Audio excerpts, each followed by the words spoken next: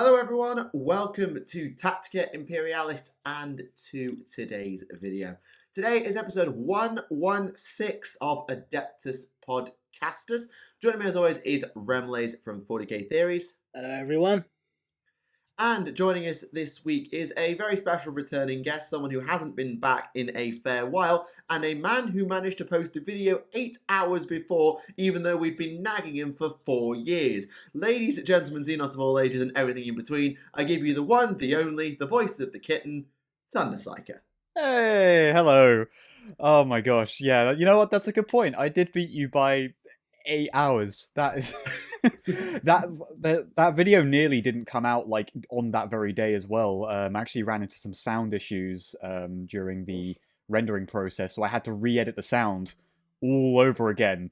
So like that video went live at like 11:30 at night, and Jesus. it was cutting it so close, but it was thanks to Dr. White that got fixed. So it's a very special thanks for him. But thank you for having me on. It is always a pleasure, but I am also shaking my fist. You could have had me on for episode 117. It would have been the funny Halo number, because I love the funny Halo man, Mr. Chef. Yeah, but Thunder, we have an important question to ask you. When's the Dawn of War 3 review coming out? Oh fuck. Well, probably this year. We're going to get through Retribution and stuff first. Yeah. Chaos Rising's been going all right actually. Good. So that's been doing pretty good. The lockdown, the third of them, has been giving me plenty of time. Well, that's nice having time off in a lockdown. I've just taught right through it. Oh, fair enough. You guys get time off? Oh yes, I'm afraid so. But hey. But yes. You did manage to get there within. What was it? Episode 7. Where we first started bugging you? Something like that, yes. I think the first episode you were on was episode 7. You were the first guest I think we... first guest we ever The first guest we had was White. Oh, yeah, right. It was White, and then I think, you were the second, in the second round. You were the 4th guest we ever had, episode 7. And the Dawn of War 2 review was already a meme. Oh my god, yeah. I'm very...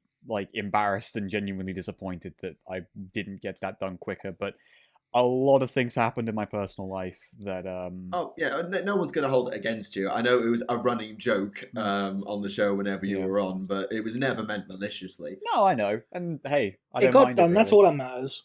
Yeah.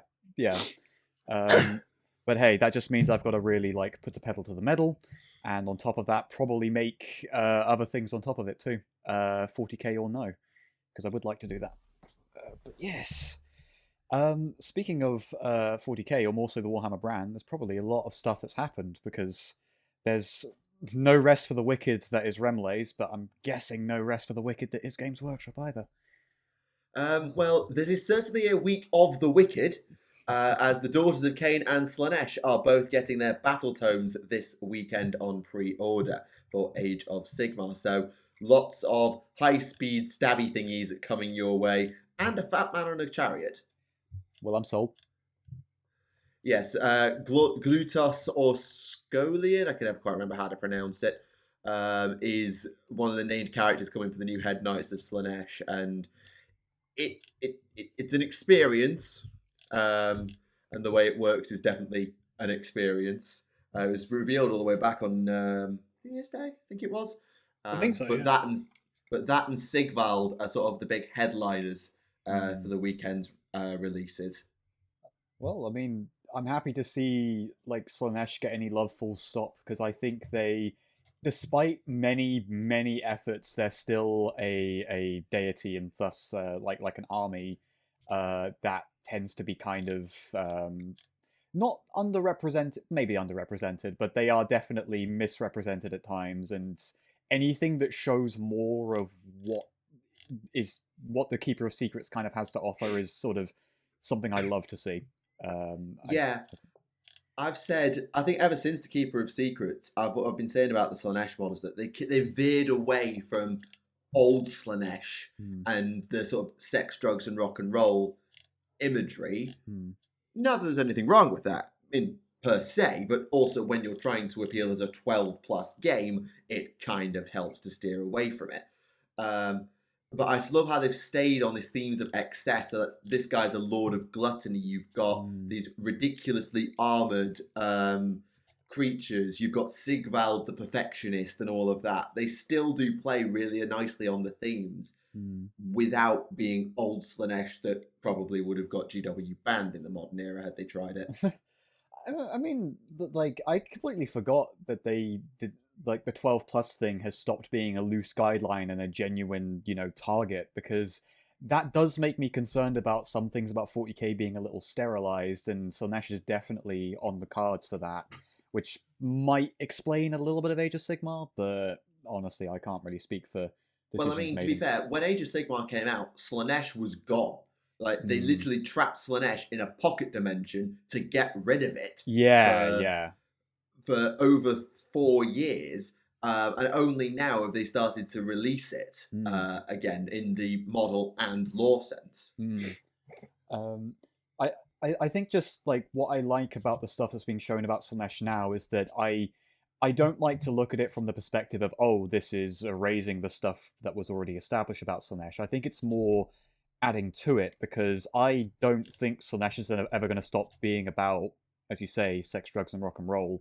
I think that's a massive part of it, but Slaanesh is way more than that. Like, as a deity of excess, a deity that's sort of kind of built around feeling, they're built around like lust, greed, gluttony, revelry, and like a ton of aspects where you can like, on paper there is a lot of reasons for why someone would worship Slaanesh, and it should be more than the big three. That should be more of what's shown, which is what I like about these new models. They lean into an almost sort of like, I don't want to say gladiatorial, but kind of oh my god, this I almost hate this has come to mind. You remember the way that, like, King Xerxes was presented in 300? Film from 2008. I mean, they're probably going for exactly that, but I'll let you finish. Yeah, like just this idea of, like, decadence combined with an almost grotesque portrayal of beauty. And I think it's no surprise that the Elves, who play off a very Greek aesthetic at times with the Lumineth, the Idneth, and the Daughters, are diametrically opposed to the Persians. Slaanesh. Yeah, they've leaned a lot more into that with Age of Sigmar stuff, haven't they? Yeah, I remember chatting with Arsenic Typhoon a lot about sort of the cultural influences that went into the AOS Elves. And they've definitely done the same with Slaanesh, which is really good to see. So they're both coming out this weekend alongside the Daughters of Cain Endless Spells, with the Giant Blood Snake, the Blood Whirlwind Daggers, and the Iron Heart of OP buffs. So they are all coming along in this sort of wave, and it's a lot of stuff because it's gone on this bi-weekly release schedule, which is very good to see. But it wasn't just them that was revealed in terms of models this week, as Warhammer Quest Cursed City has gained a new hero in terms of, we've seen a new hero model, and I think a few of the enemies have also been shown. Yeah, we've got a wood elf. Yeah, so we've got here officially is a Kernothi. These guys were first shown in Underworlds in Beastgrave. They're the sort of probably the sort of descendants of the Wood Elves, if you like. And they're the ones that had the Centaur Elf. And that's those guys. But they've now got a Exile Archer.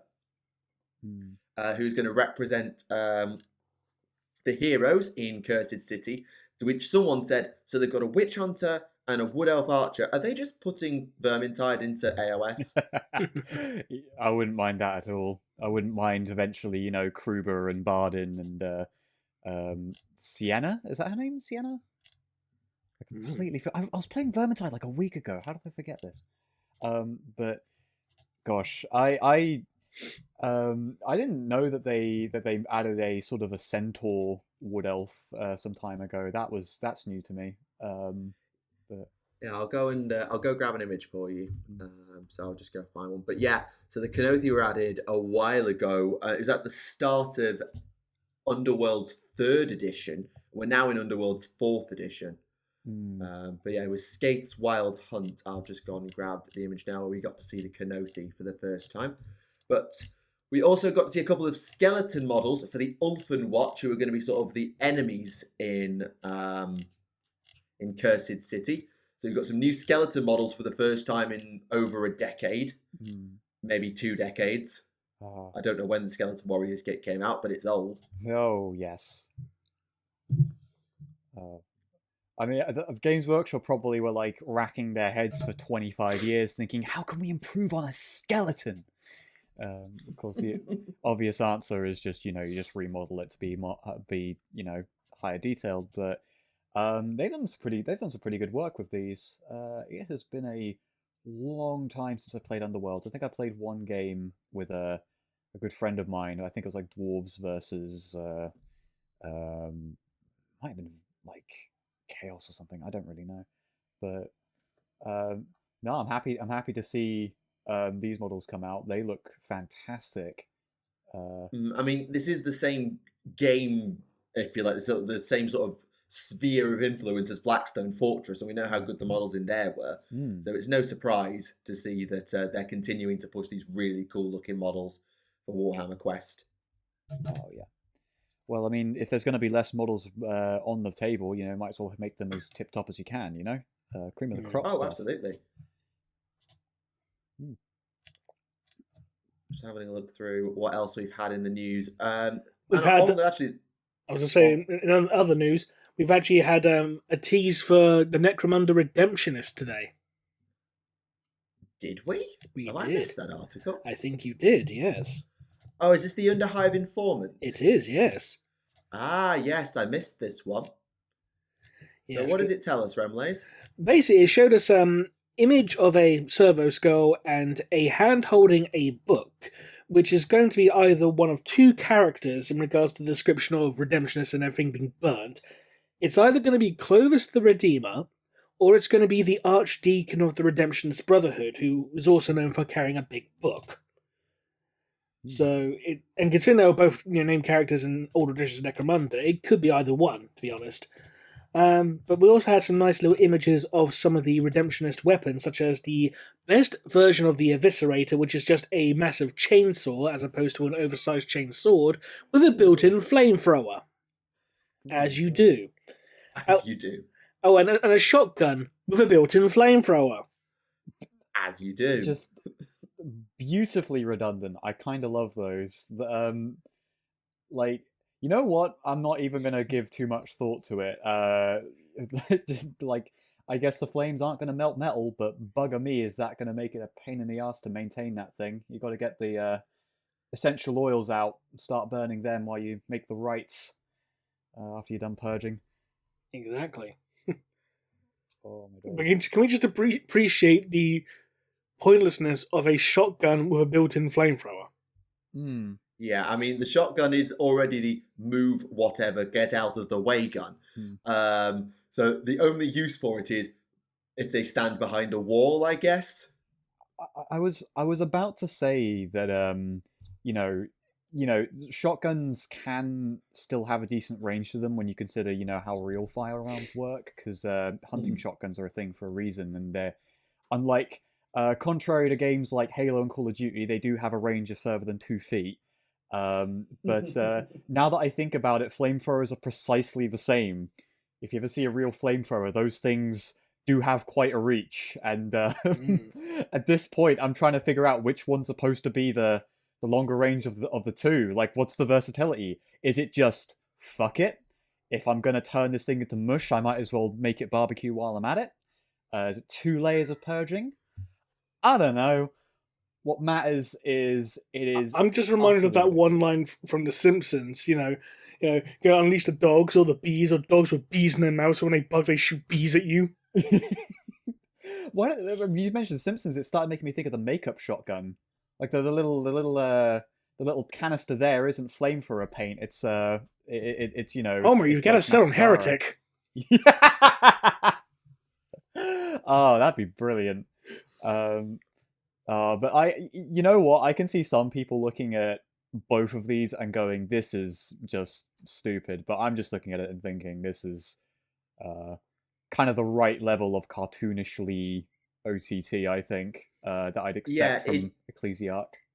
It's very Warhammer 40k. Like, in what other universe would a religious cult of the good guys, air quote, be carrying around two-handed chainsaws with propane tanks in the middle so that they can set their chainsaw on fire? It's the right amount of cartoon ludicrous that you would pretty much only ever find in 40k. And it definitely works. Yeah, that's what I like about the Ecclesiarchy. That's what I like about the Sisters of Battle as an army as well, but they're kind of veering away from a few little elements of that, which I don't mind so much.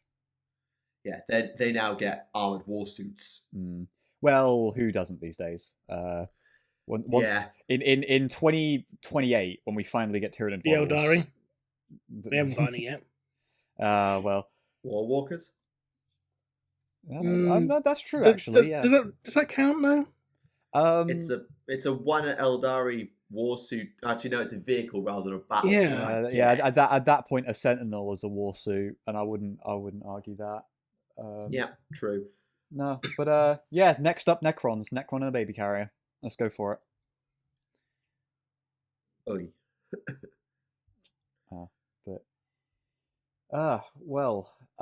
Is there any other model news at the moment, or is this?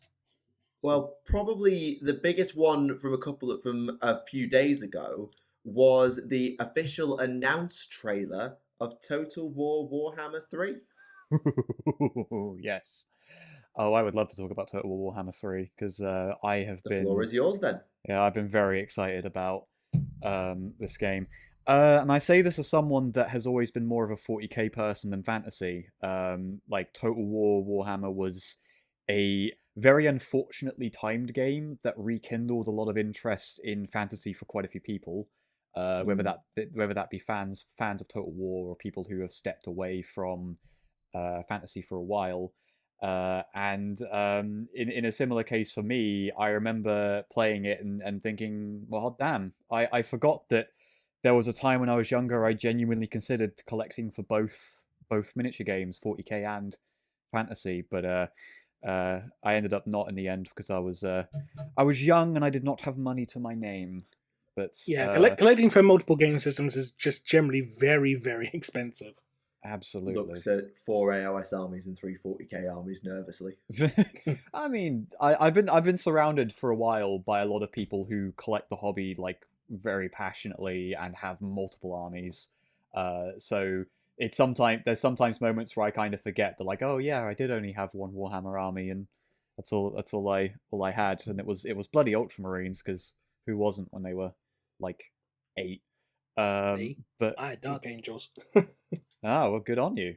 Better taste of Marine fashion there. But with Total Warhammer 3 has been a very interesting announcement because people were speculating about it for years, about what was going to be in it. And in particular, what I found interesting is that the one major faction that has yet to be in Total War is not currently announced for Total War Warhammer 3, and that is the Ogre Kingdoms. Which some people think is going to be a pre-order race or a hidden fourth race they're going to announce later, but that doesn't seem likely when they are doing what I didn't expect, and that is split the Demons of Chaos into 4 separate factions, which means Slaanesh, Tzeentch, Nurgle, and Khorne are all going to have entirely separate units with entirely separate doctrines, different tactical styles, and I kind of love that. I am wondering what this is going to do to Warriors of Chaos. People have speculated that there might be a Demons of Chaos Undivided as a 5th faction, or there might be the Warriors of Chaos might be reworked. People have talked about moving Sigvald the Magnificent, which is a Warriors of Chaos hero, from the Warriors of Chaos into the Slaanesh army to have them be their lord, but that depends on whether or not they're going to have, Chaos Marauders and Warriors of Chaos and Mortals in the demon armies, which, if they do still have the Warriors of Chaos, I don't know why they would. I think what's more likely is that they're gonna tap into every single type of demon that's been established that they can dig into the game as much as possible. And if Games Workshop wills it, do something of their own. And maybe like make some more demons and different things to patch up the roster in the midst of the old world still being worked on, the return of Warhammer Fantasy. Yeah, I would agree with that. We know very little, obviously, about what's going to be in the game, and I know, obviously, Sigval's getting a big push in AOS at the moment as the leader of Morselhead and Knights of Slaanesh. He's right there doing that. I wouldn't be surprised if they don't move him into a Slaanesh army, if they use someone like Nakari to be the Slaanesh Lord. Yeah. Since that is an established Keeper of Secrets, the one that nearly killed Alariel that one time, if I recall correctly. Whereas with some of the other factions, like Sartoriel is kind of considered a show-in for Tzeentch. And Not Kairos? You would think it's Kairos, but Sartoriel the Everwatcher is already in the game, but I think the comments, one of you are going to have to correct me if I'm wrong, but if you play the Warriors of Chaos in the campaign for Total War Warhammer, whether that be 1 or 2, Sartoriel is a lord, but I don't think you can get him in the campaign. He's always shows up as like an NPC if like you're not playing as Chaos, and like he'll show up as a part of the end times, but and he is in multiplayer, but he's not in the campaign. So as much as Kairos would make a ton of sense, and I would sort of like that as a additional lord, I think Sartorial makes sense because they've currently said, been very deliberate here, there will be 6 races, launch races, so that is the Demons of Chaos, Kislev, and Cathay. Holy shit, let's get to that later. And 9 lords. Not for each race, just 9 lords over those 6, which makes us think like, okay, well, that's probably 1 lord per each Chaos Demon faction, and likely 2 for the others, but where's that 9th coming from? Is that a Demon Undivided? Is that gonna be something to do with the Warriors of Chaos? Are they gonna be reworked in the middle of this? That's why people are saying Sigvold might get shifted around, but beyond that, people are quite confident in Scarbrand showing up for Khorne, which maybe. Yeah, I think if you think about who sort of the named greater demon, like you ask someone, name a greater demon, generally people go Scarbrand, Kairos, and then they get into a bit of trouble because Nurgle kind of has retired Kugath in favour of Rotigus in modern era, but Kugath was the one back then. So we're not. Maybe it'll be Epidemius for Nurgle, though that would be odd to not have a greater demon. And Slaanesh, people really struggle because there wasn't one in the books for years, and Shalaxi Hellbane was the first Keeper of Secrets to get actual rules, as I recall. Yeah, I mean, they seem like they'd be quite likely. What about Be'lakor? Sorry, sorry to cut over you, but that's a massive like trend in people's speculation for the Demons of Chaos is Be'lakor being that 9th lord, and I'm not sure what they would do with him other than either put him into the Warriors of Chaos army for some reason, secretly announce a Chaos Undivided army, or let Be'lakor be a lord that only you as a player can recruit, but within one of the Demons armies. Like, people are really not sure how to represent Demons Undivided, even though, to me, it makes a lot more sense to use the Warriors of Chaos as Demons Undivided, to represent Undivided. But I can only speak for AOS, but in AOS, Be'lakor has his own sub-faction within Slaves to Darkness and Demons and things like that. He gets his own little sub-faction. Now, this is not fantasy lore, this is new lore. Yeah. But he has his own little sub-faction that he himself leads that uses all different flavours of demons. There are no unique undivided demons. He can just recruit from all 4 lesser demon pools. Yeah. So he can't recruit like Fiends of Slaanesh, and he can't recruit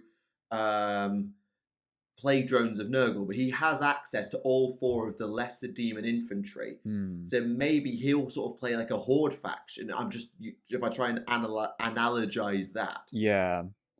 A lot of people wouldn't be happy with him as a horde, but that's because in like higher level Total War play, people have found the horde factions to be a little underwhelming. I love the concept of them, and I think there's something that makes a ton of sense to me. And I didn't have too much of an issue ever really playing the horde factions, but I think people really want to see chaos be turned into something other than that, even if it means making those harder difficulties a bit trickier, because a massive rework went into Total Warhammer 3 regarding the Warriors of Chaos and how they spawn in the Chaos Wastes, which was mostly that if you set them to Legendary, they would spawn like 30 armies. And that, that would be a utter pain in the butt, but like a lot of experienced players are able to cheese that very easily, usually through battles with an ability called Lightning Strike that allows you to ignore reinforcements and just have a one army versus one army thing. So if you've got 3 armies and they've got 4, kind of like the night battles you could do to take like commanders out in the old Total War games type of thing. Yeah, that kind of thing. Like it became like it's an ability that I think most lords get, usually around about the same level too, and that's made a lot of people who are more Total War centric than Warhammer centric go, well, I'd like this to be a bit different. But that's because the further speculation is that the Chaos Wastes are going to be expanded to maybe include, I forget the name of, like, there's a specific name for the bit well above the Chaos Waste that's just fucking practically the warp, right? Like the polar vortexes. Yeah, that's it. I think people are speculating that might be where the demons get based and those pour in from there, which would be weird to make that a physical space, but that might be what they do if they commit to the demons being a faction with cities, which figure that one out. Yeah, figure that one out indeed. We'll have to see exactly how it shakes out, but standing in their way, fresh off of the designs of the Warhammer the Old World team, come Kislev to face them down with their Zarina, her weird ice mega crown, and ice magic that would make Elsa blush. Oh yes. Oh, I prefer. She is my ice queen. She is my snow queen of Danish folklore, far more than anything that Disney can wrap up. Unless, I don't know, they fucking make Frozone a Disney princess, which I would love. But yeah, when they talk about the idea of there being 9 lords and people have thought there'll probably be 2 for Kislev, people aren't sure who the second one's going to be. Some people think it might be her dad, and other people think it might be Yuri, but it's up in the air for them. But Kislev I'm really excited for them because they I don't know what they're going to do. I think they're going to take either one of two stances here with Kislev. I think they're either going to make base Kislev heavily on the Empire and just give them a handful of new units, or make them something that is drastically more distinct from the Empire in the same way that, something like Bretonia is an entirely different human faction.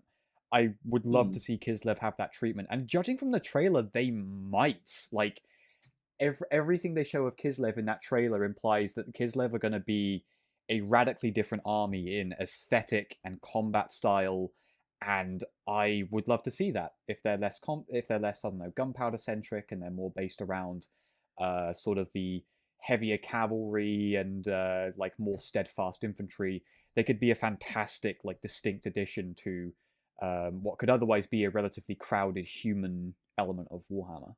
Yeah, I agree. And it would be interesting to see when in the timeline they base this. Because obviously, the team at Creative Assembly have worked very closely with the Warhammer the Old World team, who are developing the return of Warhammer Fantasy. And we already know from the maps and everything we've seen that Warhammer the Old World is not set in the age of Karl Franz. In fact, it's not even set in the age of the Empire. Bretonia's not been unified yet. The Empire's not been unified yet.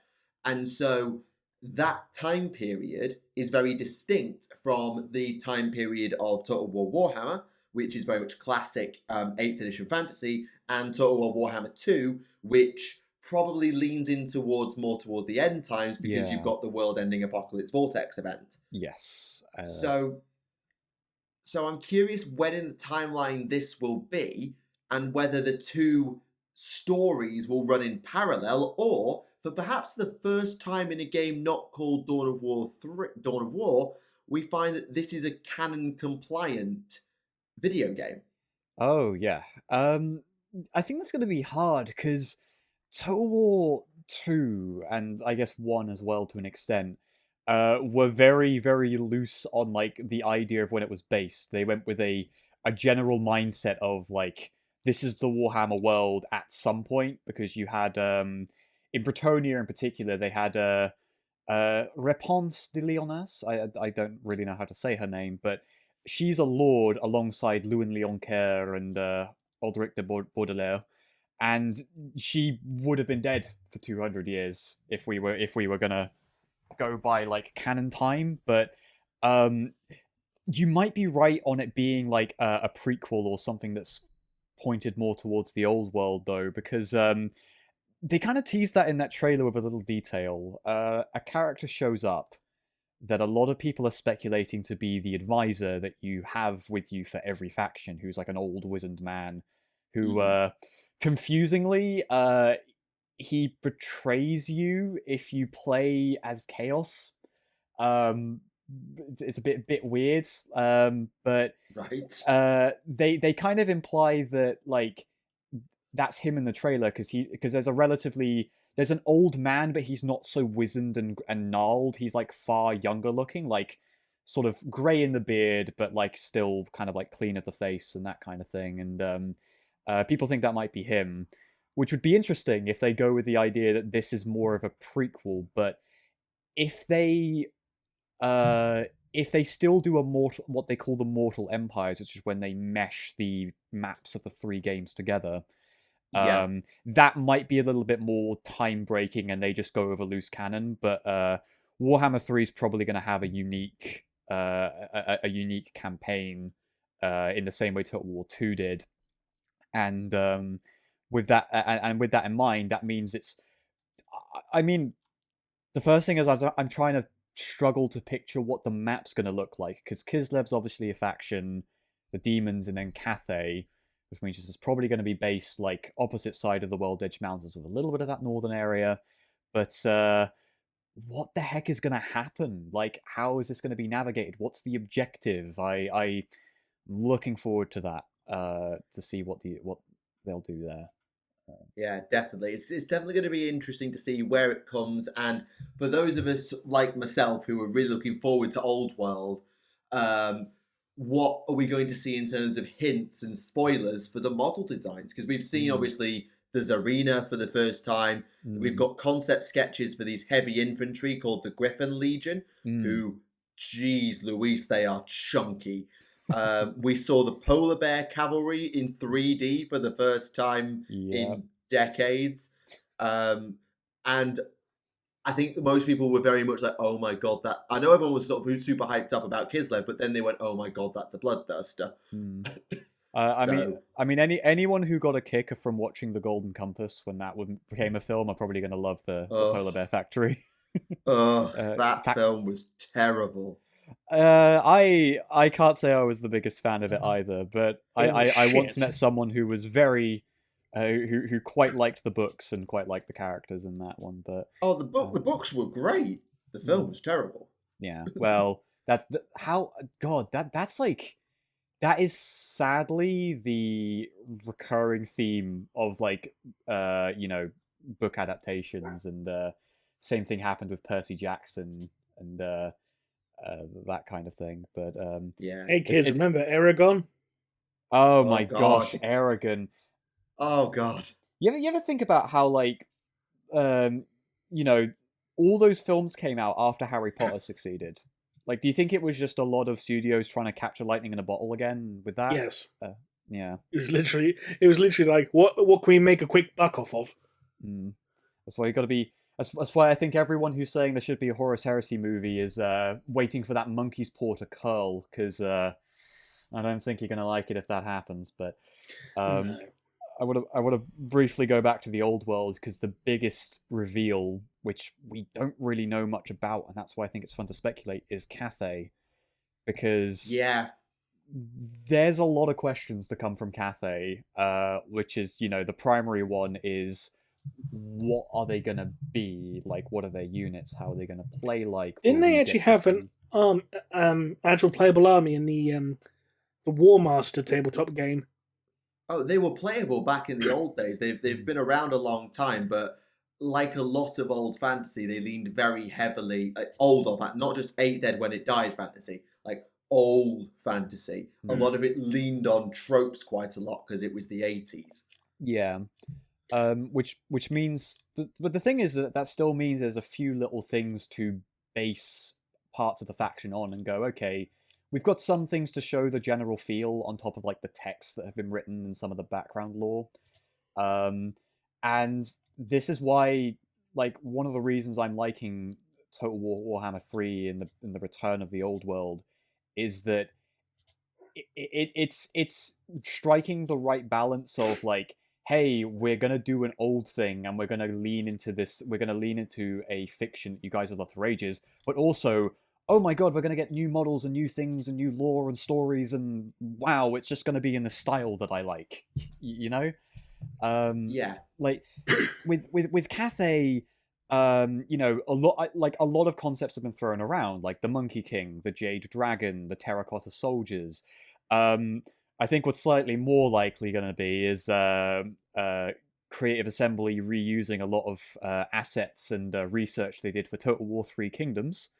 Certainly possible. Because they've lent back into there, and but that does mean that Cathay could really come into its own as a very distinct faction, not just in a general aesthetic, but also in, developing a fantasy civilization in the grim world of Warhammer.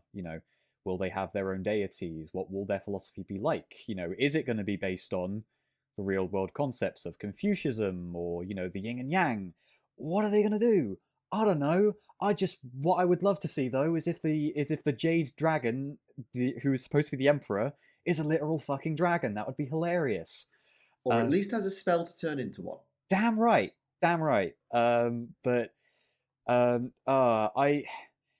Which then kind of raises the question, which, as you mentioned earlier, Games Workshop and Creative Assembly are working very close on it, and they're talking to the old world team, and they're kind of doing that. How much of that back and forth is a back and forth, and like, is Cathay? How much is diktat? Yeah, is Cathay gonna be a thing in tabletop? I don't think GW is many things, but I don't think GW is dumb enough to say, here's a video game where our design and model team worked very closely with the video game company to make all these new factions. By the way, you're only going to be able to buy one of them. Like, the sheer amount of dollar that's going to be sat on the table if they don't release Cathay as miniature feels like a lot, because everyone said after Vermintide and Warhammer 1 and Warhammer 2, it was like, why is fantasy dead, yet you're pushing all this old fantasy stuff? Yeah. And that maybe has been part of the calculation as to why GW's brought fantasy back in the first place, alongside the success of AOS to support it financially. Yeah. But, in fairness, when Total War Warhammer and the first Vermintide were in development, they were probably so far in development when GW decided to cancel Warhammer Fantasy, they're like, okay, well, we either finish the game, or we just cancel everything and lose all the money. Especially on licensed products like that, it's a lot of money to waste. So that's probably the only reason they actually carried on with releasing. Is like, well, we're this far ahead, might as well just fucking finish it and release it, get the money back. If it's a hit, we make a sequel. And GW did say, like, the old world was not in the plan. Like, when they killed fantasy, that was that. It was dead, done, finished. But they were then inspired to go back, presumably by the success of Warhammer 1 and 2. I don't think they'd leave that giant pile of money sat on the table twice. No. Because I think the line of thinking is that Games Workshop either hedge their bets on these Total War games and then things like Vermintide, and I guess when you think about it, like Blood Bowl and Mordheim, separate games but still fantasy. You know, like they either hedge the bets on them reinvigorating an interest in the hobby to carry fantasy again, or they drop fantasy entirely and just move on to Sigmar, which it's sadly been a smart move because it meant they could have hedged their bets, gauged that interest, and gone, okay, the more fantasy video games we release, we're not only bringing back the old guard, we're also bringing in people who want to know what the fuck a Skaven is. Interesting. I think now by making the old world stuff, bringing out Warhammer 3, and with games like Vermintide being continually supported, that's going to make them a killer amount of money, and like, good on them for it. Admittedly, there's a cynical part of my brain when it comes to Cathay, because this is slightly more of a video game industry thing than a Warhammer thing, but one of the main reasons people speculate that Total War 3 Kingdoms was a game full stop, you know, a Total War game based on the Chinese dynasties, is because the video game market recently reopened to China. And by reopened, I mean sort of properly opened. One of the reasons why PlayerUnknown's Battlegrounds is still afloat when Fortnite completely crushed it in the West is because people in China are still playing it. So even though Three Kingdoms was a fantastic opportunity to look into like a Chinese setting and to do that, other people think it was probably a money and marketing thing. And when you consider the concurrent players of Three Kingdoms once upon a time, yeah. So Three Kingdoms, not Three Kingdoms, Total War Warhammer 3. Too many threes. Too many threes. Containing Cathay is a prime opportunity for them to say, hey, we've got another Total War game that we can sell in both the West and the East.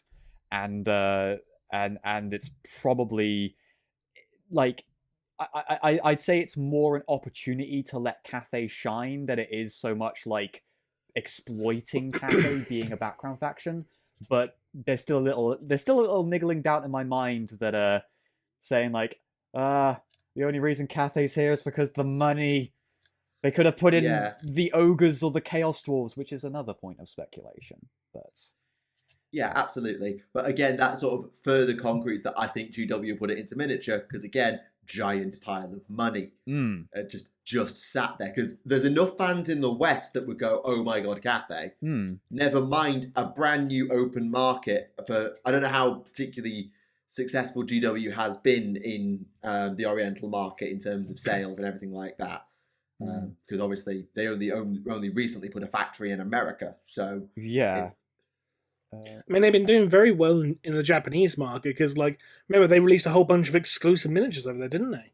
Oh yeah, they did. The Space Marine Heroes, yeah. Yeah, they hit a little niche, and they might, you know, to get into the Chinese market, do a similar thing with fantasy with that, because I have no idea, like, really about the actual like culture in China and how people are sort of living there at the moment, but you know, there might be a market that could be tapped in for tabletop gaming. That it might already be a thing in a very different form to the West, but Games Workshop, as you say, probably would look at that as a chance to go, we could appeal to these people, you know. And I guess it's business. But, yeah. I guess that just the only other really thing to really say on Total Warhammer 3 is people speculating about Chaos Dwarves and Ogres as the other two races that have yet to really be shown. Like they haven't been announced or anything, and some people think they're going to be a pre-order bonus. Some people think that... I certainly wouldn't be surprised to see them as DLC. I don't know about pre-order, but certainly DLC. I think a part of me saying DLC is way more likely. If they're going to put what's effectively 6 factions into the base game, even if demons have some overlap, like that's still a lot of work. Like they did 4 for the other 2. But like there's just been a because so many people are convinced about a pre-order bonus, since Norska was a pre-order bonus for Total Warhammer 2, funnily enough. Some people are saying it's going to be ogres and chaos dwarves will be later down the line. Other people are saying the opposite. I don't think I'd mind either way. I just think that actually, I say that. I think I'd prefer to have ogres on launch, because if Cathay, Kislev, and the demons are going to be the main races, and if they're going to have to consider the map for that, past the World's Edge Mountains and across that area, that's going to feel really empty without the ogres. Yeah, and in terms of like cultural aesthetics as well, the ogres often played on like almost a Mongol aesthetic, and I know obviously the Mongols came from that area of the world as well, so it fits geographically. And I know obviously they do come from the World's Edge Mountains, the Great Moor, roaming nomadically. Yeah. It does suit them to be in that neck of the woods, because they weren't really seen in Sylvania or the Empire. I always thought, maybe it's just me because I didn't learn fantasy well enough, I always thought they were in the Badlands to the south like the orcs were. Oh, yeah. But I'm probably wrong. They're relatively nomadic. I'll admit I'm leaning a little bit too much into what I remember of the Total War games over what's actually in the books, but those games done a very good job of like representing most of those factions all across the map to an extent where it still makes sense. But like they've got like for Tomb Kings, most of them are in the Southlands, but there's like the exiles of Nehek are still over near Nagorond and that kind of thing. And if they go for the idea of the ogres being a horde faction, then it would make perfect sense for them to not only be in the east, but also in the Badlands. And they might go so far as to add an ogre hero that bloody, I don't know, starts in Nagorond. That would be hilarious. But it's I think it's a matter of like making that balance and ensuring what they want to do, because Chaos Dwarves is another faction that has a great aesthetic, is barely represented, and could have a similar treatment to both Kislev and Cathay in being really brought into their own and given some limelight. I mean, there's still plenty of people say, put the Legion of Asgore properly into Sigmar, damn it. So I can imagine that the old fantasy crowd are even more interested in getting the Chaos Dwarves back into some form of, fair treatment. Yeah, I just remembered something. Like, because you brought up about how the Ogre Kingdoms were basically like, the Mongols. Do you guys remember when they tried to make the Hobgoblins Mongols? Like with Ogla Khan and all that, and the Wolf Riders? Did they? Yeah. I don't remember that. Yeah, do you remember when Dogs of War was a thing? Yes. No, I only played fantasy from 8th edition onwards, but go on. Right, so basically there was a regiment called Ogla Khan's Wolf Boys, who were basically like, hobgoblins, who were Mongols. And in the issue of White Dwarf that had the rules for them, and they talked about, had a whole bunch of expanded hobgoblin lore. That's basically how hobgoblins were basically, known to regularly come into conflict with the peoples of Cathay and all that, and how, the overall leader of the hobgoblin tribes had like a tent that was as big as a castle and stuff like that. Like this is like the Ogla Khan's Wolf Boys here. So. Oh my god. I mean, yeah. I guess the only thing that's like a little bit of a bummer is that like fantasy is not immune to sort of that whole prospect of taking a real world culture and just kind of putting it onto a fantasy race. Oh, I forgot there was also that special character who could be a Dogs of War general as well, whose wolf was so big it literally counted as a monster.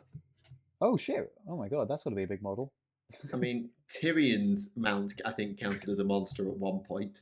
I think Malhandir had like the equivalent counted as a monster at one point. I'm trying to remember what his bloody name was. What's his name? Yeah.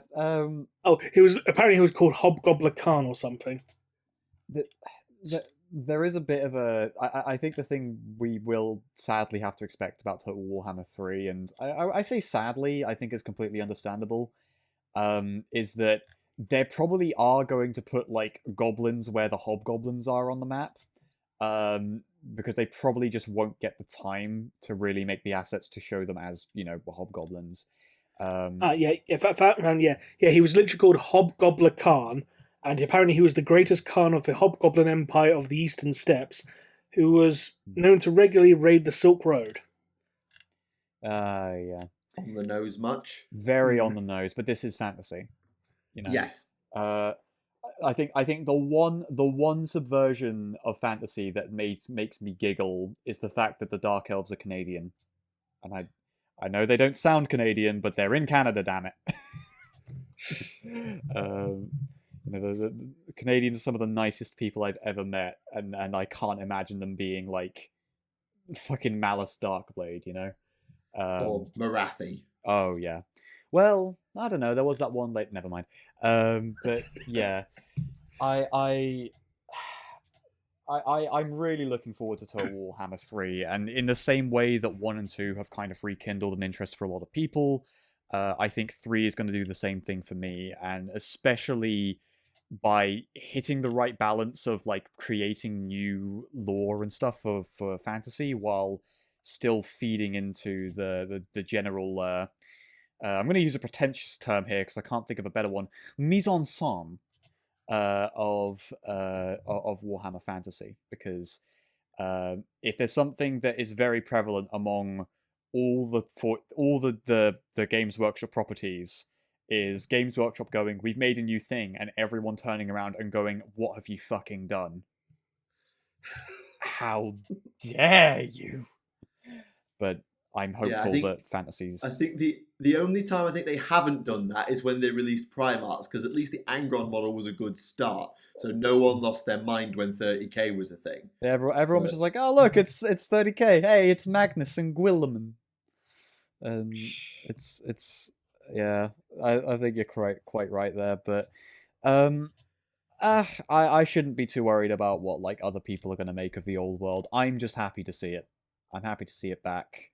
And I'm glad that Creative Assembly have a part in it, because having spoken to some of the Creative Assembly guys myself, they are wonderful. They're a wonderful company, unless, I don't know, something comes out in the next week. But in which case we'll cut that segment out. Yeah, we'll completely cut that segment out when it turns out the Creative Assembly has been embezzling money. But whatever. Yeah, and as someone who got into fantasy pretty much in its death throes, my first fantasy box was Island of Blood, and that was only about 2 years before fantasy died.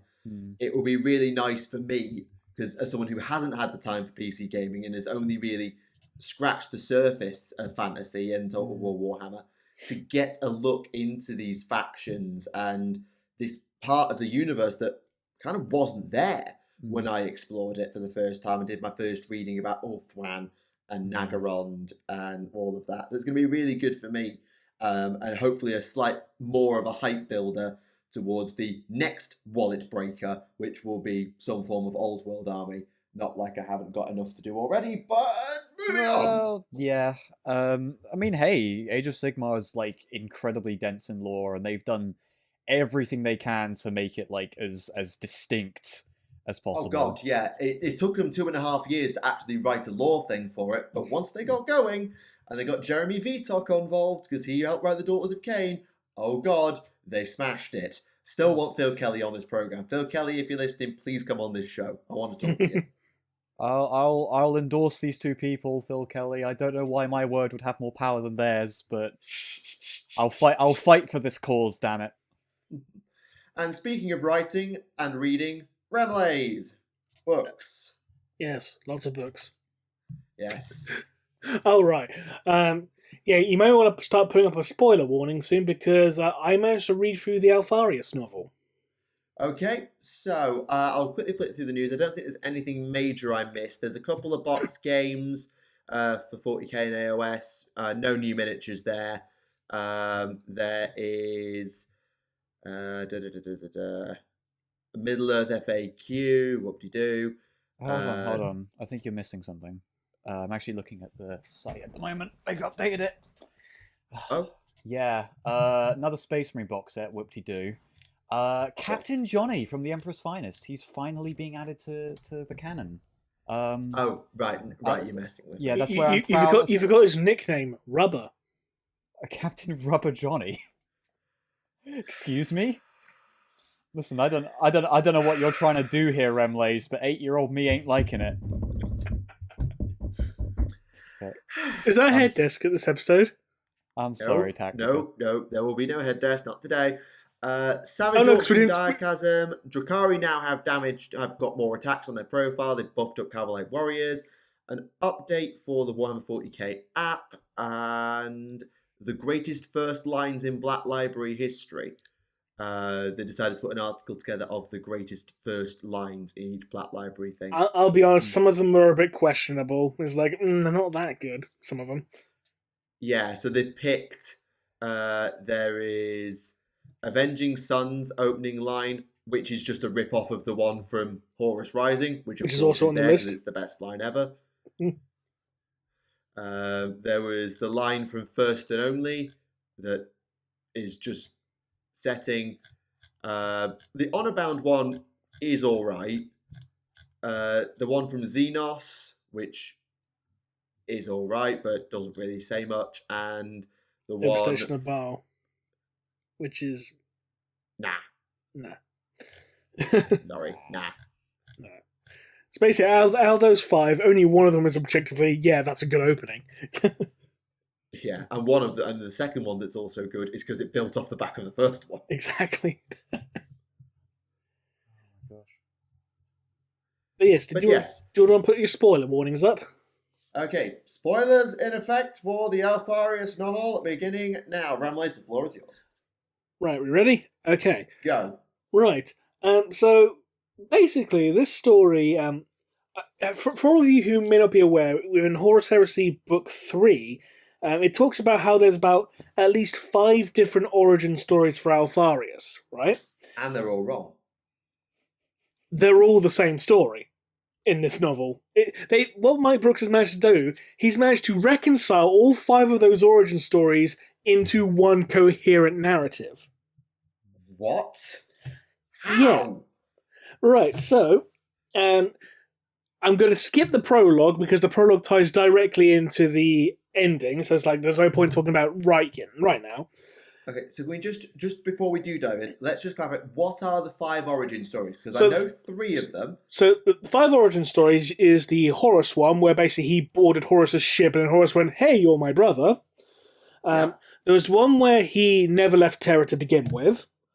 Yeah. There was the one where he landed aboard a dead planet and escaped thanks to some pirates. Yeah. There was one where he landed upon Barsavor, which was like a technologically advanced civilization. And there was the one where he was captured by the Sloth. The worm people. Yes. Yeah, Mike Brooks has managed to reconcile all 5 of those into one coherent narrative. Yeah, in my head, I can weave together 4 of them.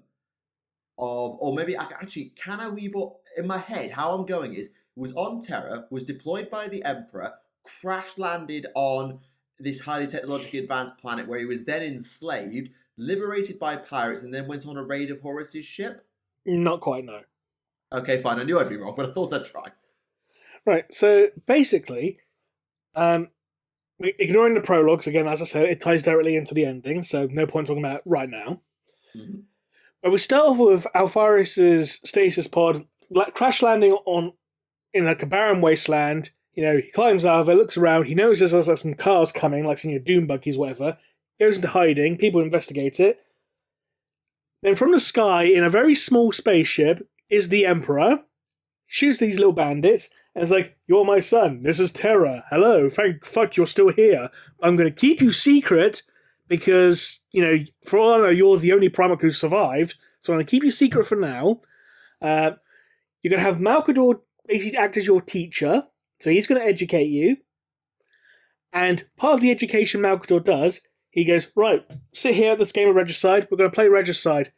Okay, I beat you. Do you know how I beat you? Because I can read your fucking mind. Now, try and make me not read your mind. Okay, go.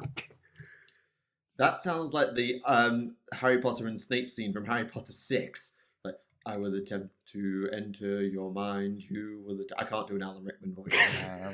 Basically, what Alpharius has to learn to do is to think up of multiple things at the same time and push the wrong one to the fore, so if Malkador meets his mind, he's reading the wrong thought. Right. And How do you do that? he's a By being Primarch. a Primarch. He's a Primarch. Ah. So later on, because he's still being kept in secret, he's getting for some reason, Alpharius has now got a job at a quarry in Australa. Which is not Australia, by the way. No, because Australia is Straya, apparently. So maybe this is Austria. I don't know. A bit weird for him to get a job in Austria, but hey. I don't know. Heavens. Yeah. And he sneaks aboard a big cargo train thingy that's carrying weapons that are being used for the Legione Astartes project, because this is before the Legione Astartes were revealed officially. It's still got, it's a shortly after the events of Mount Ararat, technically. Okay, so the Dark Angels might be a thing, but they haven't really done anything yet. They haven't actually been revealed yet. This is technically also, this one scene is also before the events of the Valdor novel as well. Oh, right, it's a very narrow window then. So he basically, infiltrates, the Imperial Pass by literally climbing into, a crate full of bolters, hiding there, and gets taken to the Imperial Palace. And the reason he's doing... notice the weight differential of that box, wouldn't you? You think. But anyway. But he's not armoured. He's just dressed in normal, effectively, street clothes, basically. And the reason... He's still 9 foot... Oh, sorry, carry on. He's not actually he's not fully grown yet. He's effectively a Primarch teenager, so he's about, 6'9" at this point. He just looks like a big lad. He doesn't look like, a giant. Just a big lad. And the reason he's doing this is basically to point out, hey, Dad, you got a massive fucking flaw in your security system, and I'm going to try and prove this to you by sneaking in and trying to assassinate you. Don't worry, you got your armor, you'll survive a bolt round.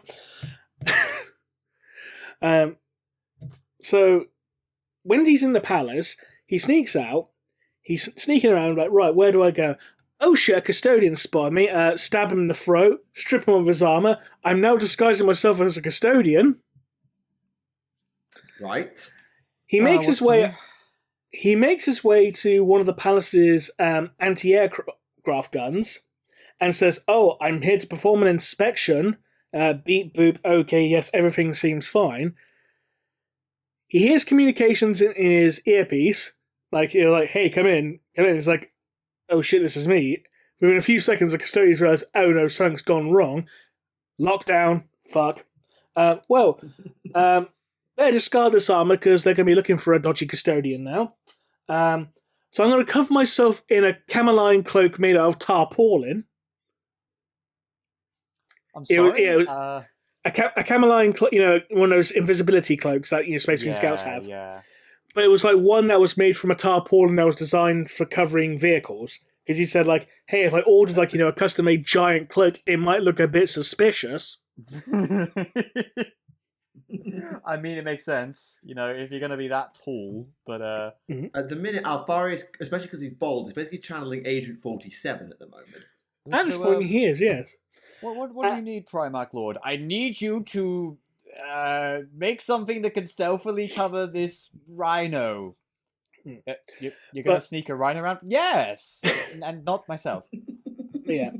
So he's ditched the custodian armor, but he's keeping the spear, because, I like the way this feels. Foreshadowing for the Pale Spear later on. Yep. So he makes his way to one of the landing pads, because the Emperor's shuttlecraft is coming in. So he's disguising him. So he's covering himself up. Emperor, Malkador, Valdor, and a couple of custodians are coming out. Alpharius is taking aim with the Guardian Spear. It's like, aha, don't worry, I'll aim for the thickest part of my father's armor so he won't get hurt. But this will just prove that, Valdor's security is shit. Yep. And as he's about to take his shot, Malkador turns to look at him with a speed so fast that Alpharius was surprised he didn't break his own neck. Literally his words. Is it like that classic, look round type thing? Pretty much, yeah. And it's like, oh shit, he's looking right at me. Hang on, where the fuck's Valdor? Rolls out the way, Valdor comes and just barely misses him with a spear. To engage with a fight. Emperor says, alright, stop this, you two. And Valdor's like, who the fuck are you? It's like, oh, hi, I'm Alpharius. I'm one of the Primarchs. It's like, I didn't know about you. It's like, no, you didn't, did you? Haha. Yeah, by the way, your security is shit. And that's what gave rise to the Blood Games. Hey. Okay, so we've now established a backstory. Now, how does he tie the other 4 together? Oh, I haven't got finished this a little bit yet. Don't worry. Oh, God. It then goes into explaining how when the Emperor met up with the other Primarchs and that, Alpharius was disguised as a member of their legions. So, like, when when he met with Horus, he was disguised as as a lunar wolf. When he met with Lionel Johnson, he was disguised as a Dark Angel. Why not? Apparently, the only Primarch he didn't actually get to meet up with was Angron, and he was very disappointed.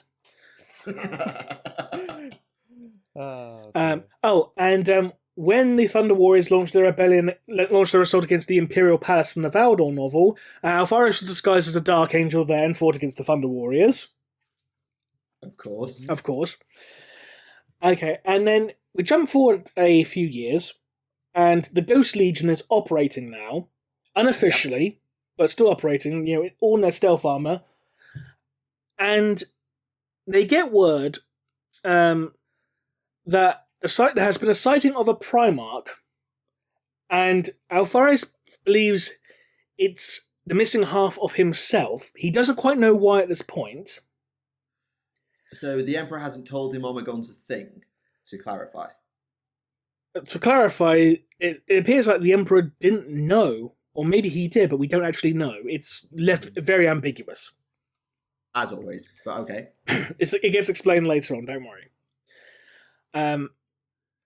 And basically, these sightings come from refugees that have fled the world of Bar Savor. Because Bar Savor had come under attack recently by the Rangdan. Rangdan Xenocide fight. Yeah. So Alpharius and his headhunters, they then go to this nearby world where the refugees from Bar Savor have been going to. They get information. It's like, tell me about this man you saw. It's like, oh, he wore armor that was covered in scales and he had a double-handed spear. It's like, what did he look like? It's like, if you weren't standing right in front of me, I'd swear you were him. Da-da-da. And then we cut to a little bit later on where, during the course of the Rangdan Xenocides, because do you remember in one of the anthology stories, there was that story where the Alpha Legion met up with the Dark Angels, and it was supposedly before Alpharius was rediscovered. It's like, hello, I'm Alpharius of the Alpha Legion. That story gets referenced, but it actually is Alpharius at this point, meeting with Lionel Johnson, and Lionel Johnson doesn't actually notice it's his brother. And the reason this is because Alpharius is described as having a special ability. He can make himself blend in with crowds. He can make himself more inconspicuous. So he's playing Assassin's Creed. For a second, I thought you said crabs, and I was about to lose it. I would adore the idea. Yes, of Alpharius has crabs. Okay. Like he shrinks himself down and just starts scuttling around alongside a bunch of crabs. But no, you can blend him with crabs. Still confirmed that Alpharius is basically Agent 47. Yeah. He's still basically just Agent 47. Yeah, you can blend him with crabs. Someone try doing that in Hitman 3. And so basically, Alpharius is like, oh yes, we're gonna lend our support. But why do you want to fight with us, though? It seemed a bit suspicious you coming here. Did the Emperor send you? No. Did Malkador? No. Then why are you here? We want to fight. We want the glory of fighting alongside the first and best Legion. Okay, you can fight with us. Just because you complimented us. Yeah. Oh, and I forgot to mention, Alpharius calls Perturabo the most humble of the Primarchs. I surely that is with several heapings of irony. I should bloody hope so. I can't take that seriously. Yeah. Yeah, I read that. I was like, "Are you Perturabo? No. The guy who turned against the Emperor because Daddy doesn't appreciate me enough, so I'm gonna beat everyone up." This was back very when humble. Perturabo would make like modest little Lego sets. He didn't make fortresses. Or I'm guessing Alpharius just says everything in doublespeak because he doesn't not know how to lie. Who knows? Or something. But that's ridiculous. So he initially was saying to the Dark Angels, actually, I want to piss off and never see you again. And they took it as him wanting to fight with them. But part of the reason as to why they went up and met up with the Dark Angels is because the world of Barsafor, recent side of the Rangdon attack, it gives Alpharius an excuse to actually go there now without being, questioned. So Alpharius and, his ship and a couple of others in his fleet go there. There's ships in system. Are they Rangdon? No. What are they? It's Sloth. Oh, shit. Yep, so Alpharius leads a small strike team to the planet's surface while, his ship's being absolutely brutalized by Sloth weaponry, which is described as being, capable of dissolving things into black smoke. So it's a Gauss weapon then? No, but a Gauss weapon flays things. Gauss weapons rip things apart on the molecular level. Literally layer by layer. It doesn't just dissolve it into smoke. Yeah, fair point. But it sounds very similar to the Pale Spear, doesn't it? Leave out of that for now. Yep. So they're on the planet, and they see, Sloth constructs harvesting dead bodies and that.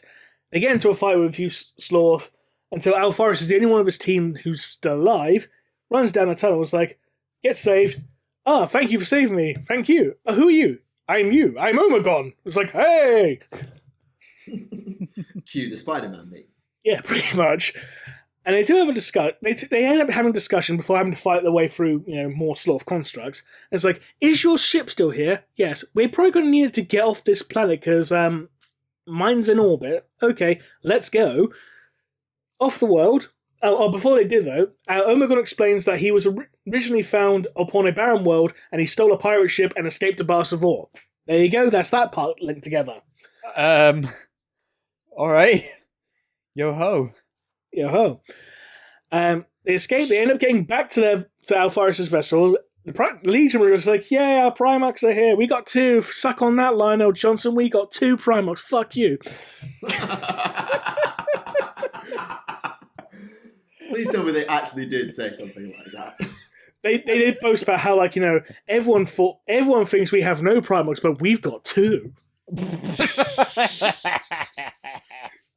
And then they end up having a discussion saying how, since Alpharius has been kept himself secret from pretty much everyone for so long, it's like, okay, well, since you're here, we should probably publicly reveal ourselves. Who should we reveal ourselves to? Who do you think? I think we should reveal ourselves to Horus. Good idea. But you should do it because you've not met him before, so your reaction will be genuine. Good idea. And so, and that leads to the events of Alpharius, Alpharius, quote unquote, launching an attack against Horus' ship, boarding the Vengeful Spirit, beating the shit out of a bunch of Lunar Wolves, like, brother, embrace me. It's like, who are you? I am Horus, your brother. Okay. Da-da-da-da-da. And the book ends saying, I am Alpharius, and this is a lie. Oh, so none of it was real all along. Well, technically it's because, I am Alpharius, this is a lie because I'm actually Omegon. And that's pretty much the gist of it. Alpharius is very good at tricking me, even when he isn't a real person. I hadn't really considered, how to tie together an impossible character arc of one person being in 5 different places. Have 2 of them. That should have been more obvious. 2 of them. And Alpharius, when Alpharius and Omegon first met and got to talking, Alpharius was like, I didn't actually realize I had a twin. It's like, well, we did go through the warp. Are you saying that the warp split us in 2? I've done. Meh. But it's left. They don't actually explain it. Just say, pretty much fun. Yes, 2 of them, yes. 2 of them. For context, Thunder's just posted a cat meme. I'm sorry. No, you're fine. I'm very much like this at all times. But yeah, that's the Alpharius novel in a nutshell. It's the very, very abridged Cliff Notes version of it. There's a lot more detail to be read, obviously. Yeah, I have to say that that's very impressive of Mike Brooks to be able to weave all that together. obviously, when the Hell's Heresy team wrote it, I very much doubt they expected someone to be able to stitch an actual coherent plot out of it. So that's very impressive, I have to say, to be able to keep the Horus Heresy stories and the Red Books correct, whilst also canonizing it properly. Really seriously impressive stuff. But then again, you also go back... It's a bit Forrest Gump, isn't it? It's like, every major historical event, just insert Alpharius. Pretty much. Yeah, the reason, like, and it also explains, like, the reason the Emperor had such a big celebration when Horus was found is because, like, hey, we have more than one now. That is good news. We can celebrate that because we don't have to worry about losing them all straight away. So, like, yay, we can celebrate this. Fuck celebrating Alpharius. Gotta keep that shit secret, though. Yeah, it's like, it is one of those, like, everything. The thing is, I get the thing that some people will get quite annoyed about this novel because it takes everything you thought you knew and turns it on its head. It's like every bit of context you thought you had about this sort of event was wrong. Yeah, but at the same time, it's the Alpha Legion. It's kind of the expected. Yeah, I was about to then say, but it's the Alpha Legion. What were you expecting? But I will still say this again. Whoever has their Alpharius model, someone paint a barcode on the back of that guy's head because he's basically Agent 47. Yeah, that's ridiculous. What up? Remember, the Alpha Legion is the 20th Legion because they're the Double Cross Legion. Ding. Fuck you, man. I can't believe you do this to me. I can't. I'm upset. I'm upset. I mean, some people were upset when I pointed out that the current iteration of the Imperial Fists are either a third or a fourth founding chapter. Yeah. Because the first founding incarnation was utterly destroyed. Isn't that the fourth founding happened in the War of the Beast, so I think they are fourth. Yeah, I couldn't remember if it happened, if they were founded before the fourth founding or during the fourth founding, so that's why I said third or fourth. Isn't that the most Imperial Fist thing ever, though? It dies so being much, destroyed. You have to be a later founding chapter. I just want to point out as well, considering that, the Imperial Fists, also lost half of their chapter after being refounded. The Imperial Fists are probably the only chapter that has a 150% casualty rate in one single war. Yep. Sounds about right. Yeah, that is... It'd be impressive if it wasn't so sad. They've just been playing on auto-resolve, so that's why they lose so many men. Okay, good one. Well played. Right, do we close spoilers for Alpharius, or is there anything further to add? No, you can basically close it there. Okay, well, thank you for that session. I'm sure that none of it was true. Thank you, Remleiz, for taking us through the Alpharius novel, and welcome back to those who have completed who've skipped the spoilers. And now we're out, and we're free. Yes, and now we're going to jump from the 20th Legion to the 9th, because I managed to get finished with Darkness in the Blood. I think it's been out long enough that I don't need to spoiler this anymore, because I didn't last time. Yeah, you should be fine. Yeah. Yeah. Effectively, this novel is the segue from the Devastation of Baal to Blood of Baal, which is Psychic Awakening 3. So it details the ascension of Mephiston to Primaris, and the sort of preliminary campaigns before the Red Scar campaign, that is the focus of Blood of Baal, with the points of grace and all of that. But one thing I've really found quite interesting is Dante's sort of viewpoint on things, because it's been long established that Dante is old, and he's feeling it. He's old. He should be dead by now, kind of old. He's feeling it. And so, pretty much at the point I left off last time was when the emissaries of Belisarius' Call arrived, offering the ability to do the Rubicon. Because obviously when Guilliman arrived, the Rubicon wasn't a thing, and then Guilliman went home again. The Blood Angels were still rebuilding, starting to strike out again, and suddenly another fleet arrives from Belisarius' Call, offering the gift of the Rubicon. And so Dante calls the Council of Blood and the Red Council and the Council of Bone and all the different bits and bobs of the Blood Angels' leadership together. And he basically sits down and says, there's this thing where you can become a Primaris Marine. Lord Calgar's done it. I'm going to do it. So Dante offers himself to undergo the Rubicon procedure, to which everyone goes, no, because the casualty rate was still pretty bad at the time, and they didn't know how successful it would be on the Blood Angels, because their gene seed is more deviant than, say, the Ultramarines. Mm. And so was he doing it just so he could try and die or something then? No, he was offering to have it not because he wanted to die, but because it's like, Calgar did it, and I do need the upgrade, I'll do it. To which all the leaders of the Blood Angels went, no you won't. But there was one person conspicuous by their absence. Mephiston? Mephiston. Because Mephiston's power was out of control. Like, we know in City of Light, in particular, which follows on from this book in the timeline, and is after Blood of Baal, I think, that the power Mephiston has is going absolutely ballistic. His power levels as a Primaris are ridiculous, but they were like that as a Firstborn as well, and he was losing control. And so he was actually trapped in I think the Chemic Spheres is their name, sort of the psychic prison that the Blood Angels have, that's supposed to be utterly psychic proof. And it wasn't enough. It wasn't enough to hold him in check. Oh. And so Mephiston was volunteered for the procedure, because if it works, then he gets the upgrade, he might be able to control his power. Excellent. If it doesn't, he's dead, problem solved. Callous, but that was pretty much how it was. He was the canary. Hmm. But during the procedure, obviously we know during the procedure of the Rubicon, you die. That's canon, you die. And that's why in City of Light, Mephiston is known as Trisoul or Thriceborn or something like that. I forget exactly what the term is.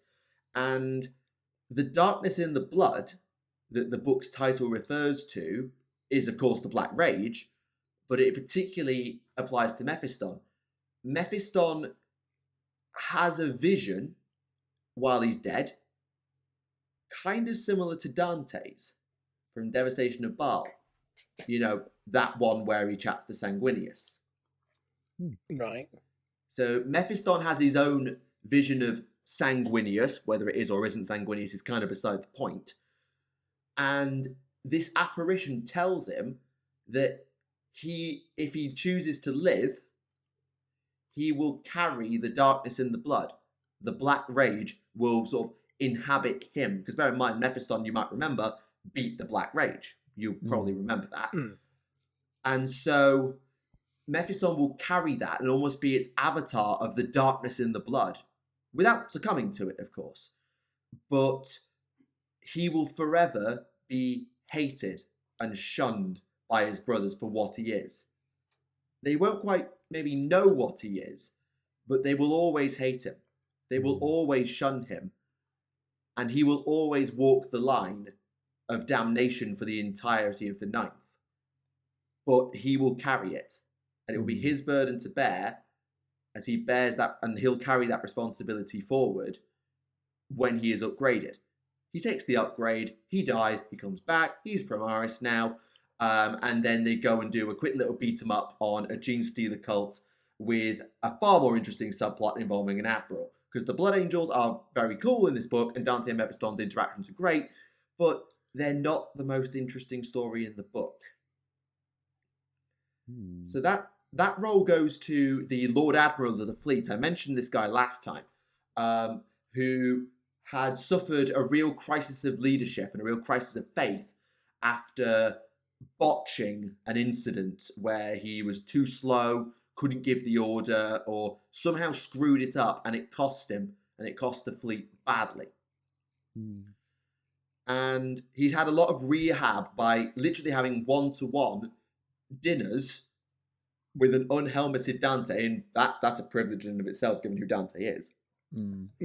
And they have these real philosophical conversations where Dante talks about his ascension to chapter master. So sort of the incident that led to the near annihilation of the Blood Angels and that led to Dante's ascension. It actually tells that story in some depth. I forget if the Dante novel does do that. I don't think it does. But it tells the story of how he went from 8th captain to chapter master in one jump. And he felt completely unready for it. But he gritted his teeth, he cracked on, and he's now here 1,500 years later or whatever it is. Fuck. And so this admiral is gradually rehabilitated by Dante to take command. But he's told by Dante when they go to the Gene Stealer cult world, because they've decided that they need to take this world out before the Red Scar campaign in case the Hive Fleet goes round the Red Scar, that if we're not back in 12 hours, nuke it from orbit. Whether we've got out or not, if you haven't heard, nuke it from orbit and exterminate us the planet. He was quite willing to sacrifice the Blood Angels, himself and Mephiston included, just to make sure this cult was contained and the hive mind didn't pick up the signal. And the Admiral agrees. He'll carry out the order, except he never gets the chance. Because his second, who's sort of been keeping a watchful eye on him and almost just challenging him, pushing him, poking him, and doubting him all book, assassinates him in his private quarters because he's too weak. He won't do it. Even when it gets to the 12 hours, he won't follow Dante's order. He won't nuke it from orbit. Because he's accusing the Admiral of, like, you are not capable of doing this. You are not fit to lead. And then he kills him. Makes it look, or more accurately, he murder-suicides him, where he makes it look like he took his own life with his own gun. And then he himself, because the Admiral is indisposed at the time, takes command. But the Admiral leaves him with like a message, just hang on. When it gets to that time, just hang on. And the 12 hours arrives, and the Blood Angels aren't clear. They've had no word from Dante, because the comms are jammed, no word from Mephiston, and the 12 hours ticks by. And he's primed the weapons, they're ready to fire, and he hesitates. This guy who has killed the Admiral for his unwillingness to do what needs to be done, hesitates. And 5 seconds later, Mephiston's voice rings clear in his head, stand down, we're done. He was 5 seconds from exterminating the Blood Angels, but because he used his humanity, because he hesitated, the Blood Angels lived and the Admiral was vindicated in death. I like that. I like that a lot. I'm a big fan of this human element. Yeah, and it is kind of bad that the Blood Angels, despite getting to do all the badass things and you get to witness the Primaris procedure, and it is all cool stuff, absolutely, it's well written, and there's some really lovely conversations. I've decided that the best thing that Guy Haley is really good at is writing good, long monologues and conversations. He's brilliant at it. Dante, Gellerman, Mephiston, even in Plague War, where I know, Rem, you didn't like that book, he has a brilliant speech for Gilliman to put someone down. Guy Haley is good at dialogue. He's very good at dialogue. I've always said that the best thing about Plague War was when Gilliman was ripping the shit out of Matthew. Yeah, he's good. That was great. That scene was great. Yeah, Guy Haley is very good at inspirational and or rip-roaring dialogue. He's very good at it.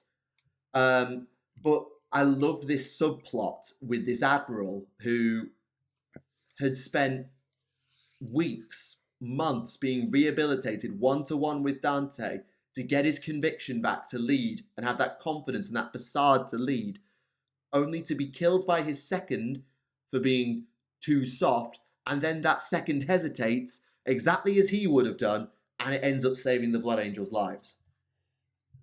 I know it comes down to sort of the way that you tell it, but I hate how many times like you get like people on the internet saying like, how come character didn't do thing when they spent the entire time not doing thing? And it's like, but it's because people become conflicted, and like there's always an inner conflict, and there's always, you know, an element of tough decisions. Like just because someone has said they want to do something doesn't mean that they really can. Like it sounds like the story really pries into how a real person would act. in that regard, and I love that. I love it when that kind of thing's done properly, and that story was just from you kind of reciting it. It sounds like it was really hitting the right beats of that. That is fantastic. That's the kind of storytelling I like in Warhammer, and in a lot of fiction in general. Because because with the Imperial Navy, especially the Imperial Navy, actually, Commodores and Admirals are generally regarded as callous monsters. They have seen everything. They have seen it all, gone through it all, and they are cold, ruthless, and unfazable. That's how a lot of Admirals and Commodores are played in the Imperial Navy, including by Guy Haley in Avenging Sun. That's exactly how the Admiral is played in Avenging Sun. But that human element is something that so often Warhammer doesn't have in its fiction. That when you remember, oh yeah, we actually have people here, not augmented super soldiers, not aliens, not killer robots, actual Tom, Dick and Harry people, that human element can really add an extra dimension. And as I say, as much as it's a Blood Angels novel, that was the plot I was the most interested in. I mean, it's a similar thing for because like I hate to admit that I've sort of like read more Halo novels than I have Warhammer novels, but it's something that my favorite stories in that universe does is the human element against sort of the war machine, and that's something that I think is massively overlooked, despite the fact that I think a lot of people get it and a lot of people do a lot with it.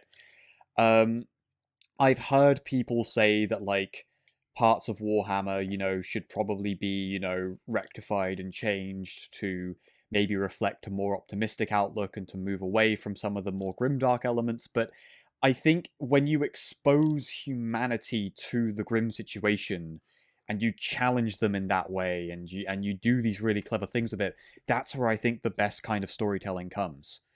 Like my favorite example is always going to be from like, elements of it from like the Dawn of War games, which are just very small stories in that regard, but like things like Gabriel having to tackle with Isidore, which sort of reflects a lot of the conflicts in the Horus Heresy of brother versus brother, as well as things like sort of like how Winter Assault, which is mostly just a get the MacGuffin story, those moments with the Imperial Guard still stress so much how the main faction leader, General Stern, how he wants to put the lives of his men above the objective and above saving the Eldar or anything like that.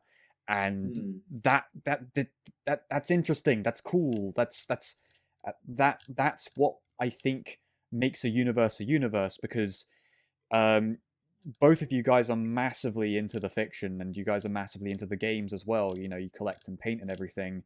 I just like the world as sort of a storytelling venue, and I think that's where it becomes such a powerful thing. When you've got people in this setting, and it's not like it has to even be human beings. It can be Eldar Tau. You can humanize, or maybe not humanize, but you can like make certain sympathetic elements to some of the more malevolent powers as well, like Necrons and Chaos, and tap into why people turned. This is why 40k is a fantastic concept and a fantastic world. The best example of that is, look at people. If you conducted a poll of who are your favorite, rank the Primarchs in terms of favorite to least favorite, the ones up near the top will be Magnus for a lot of. He'll be either right at the top or right at the bottom. Yeah. You'll find Angron, who everyone hated until Betrayer, that completely humanized him. Yeah. You'll find Vulcan, the most human of them all. You'll find Sanguinius, someone so perfect and yet so prone to the curse of his line that you couldn't help but feel for him. Yeah. You'll find Horus, who, whilst he was an idiot, also had completely valid reasons for everything he did. And even the Primarchs that people hate, Lorgar, a lot more sympathetic after he was humanized by his novel.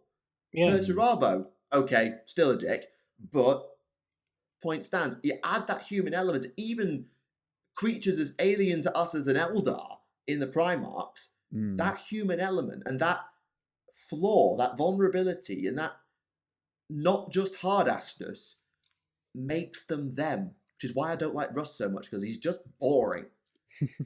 Sorry, but he is. So some people are big fans. Yeah. Some people are big fans of those two. I think I was speaking to a guy who said his favorite Primarch was Khan, but no one's favorite Primarch's Khan. They were lying. Their favorite Primarch is clearly the most humble. I speak to strange people. There was a time I spoke to someone who genuinely liked the end times, but admittedly, they did kind of say that more in the back that they liked the concept of it and not so much, what actually happened in it. Did they also say that Teclis did nothing wrong? Oh, Teclis is a bloody idiot. I say this as an Elves player who has all the Elves. Teclis is an idiot. I should have pried more into what he thought about the Cain, the Sword of Cain stuff. But hey ho. I'm the Phoenix King all along. Don't ignore all the burns and the seeping pus. Enough said about the Eternity King. Yeah, but yeah, yeah, I'm a dragon. In like a similar vein, I think. How do people generally feel about Alpharius? Because I think in the same way, having them literally be two people. To be honest, I think a lot of people just view him as a meme because everyone keeps doing the whole "I am Alpharius" meme, and it's very stale and it's not very funny. It stopped being funny back in 2007. Yeah, Alpharius I think is a meme, but that's because he's so shrouded that the mystery makes him interesting. So people like him because he's interesting, because we know bloody nothing about him. And I wouldn't be surprised if there are some people, now that they've seen Alpharius' full backstory played out, will think, oh, well, okay, I'm much less interested now. I wouldn't be surprised. I mean, I'll preempt this by saying, Warhammer community, I love you, but I need to take this moment to dunk on you. If there is nothing that is more stagnant than the 40k universe, if there's one thing more stagnant... Hey, there he is! Get him! Whoa! Ah!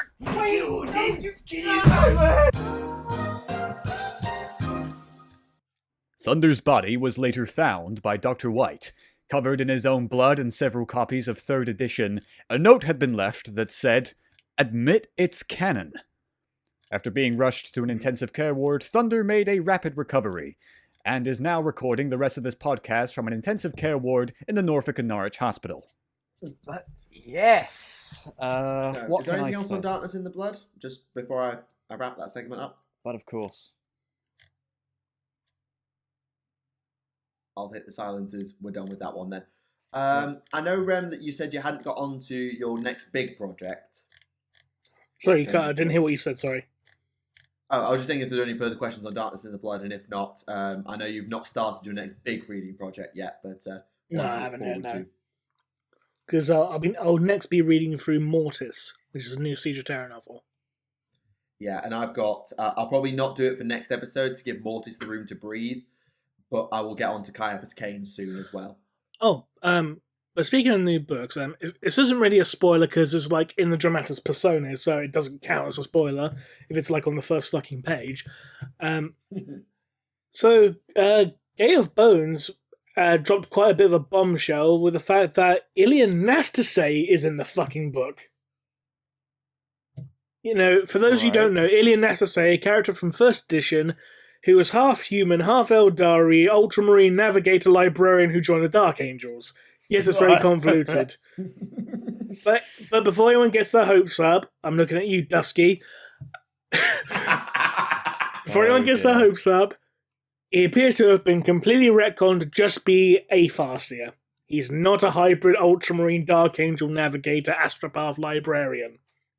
Love cannot bloom. Sorry. Are you sure you haven't just described a character from the 2012 40k fandom, the Alpha Legion?